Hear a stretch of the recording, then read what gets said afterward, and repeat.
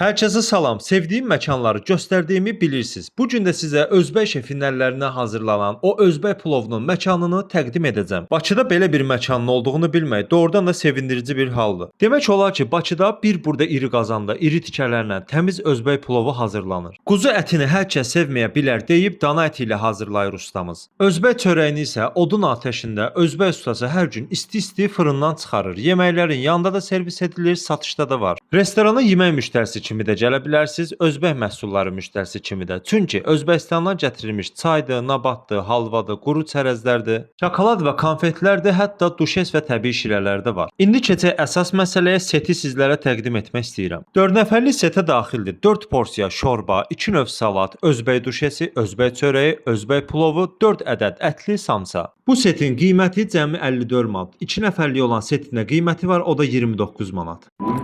Özbək şorbası, Özbək çörəyi. Təndirdə pişirilir. Cəmal bura Özbək plovuna görə gəlir. Doğrudan mükəmməl.